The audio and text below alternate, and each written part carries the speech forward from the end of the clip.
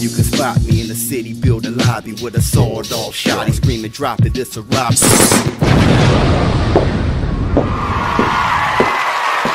What's up, my people? This is ShowBizz the adult. I don't even have a show written, but I usually write my shows down a little bit, but I'm about to come off the cuff. Danny Garcia versus Shawn Porter. Oh, it's official. It's going to happen, end of August, September at the latest. Danny Garcia has accomplished a lot.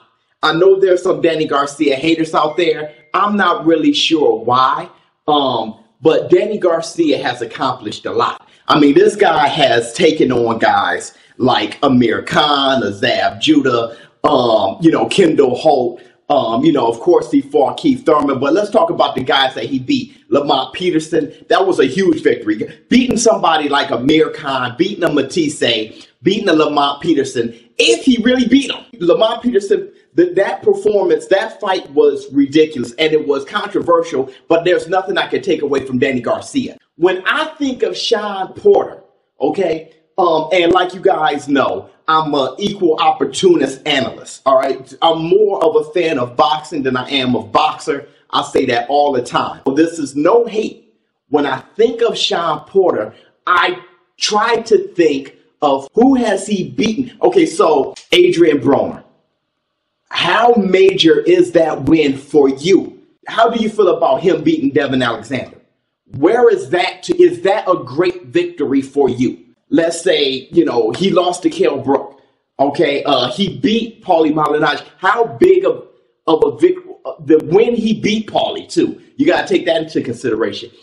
Who has Andre Berto? Like, who has Shawn Porter beaten to make you really say, okay, this guy is really the truth? It's a funny matchup. Who's the better boxer? Danny Garcia.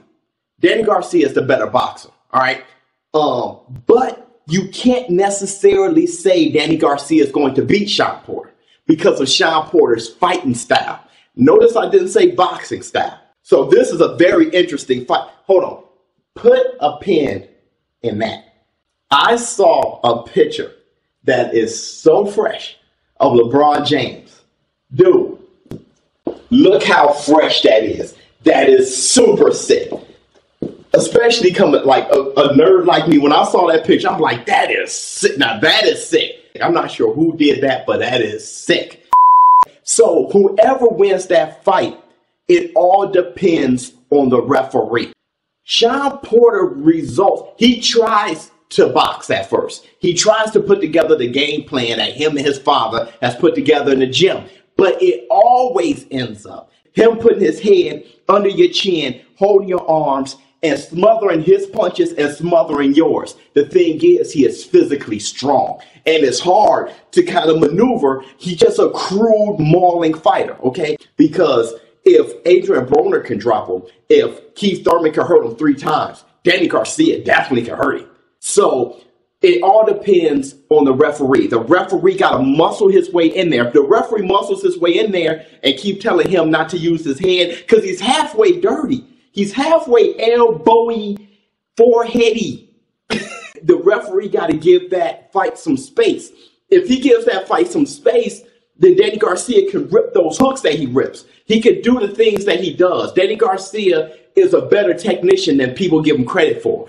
So he can do his throwing punches to the body, then fading to the body and coming to the head like he does. You know what I'm saying? If a referee does his job, it's going to be some work done to Shawn Porter. But if the referee lets that mauling happen, it's going to be a long night for Danny Garcia. Whoever wins that fight all depends on who's officiating and dictating how the fight go. ShowBizz the adult. You hit the tap. You hit the tap. I'm out. Spot me in the city, build a lobby with a sawed-off shotty screaming, drop it, this a robbery.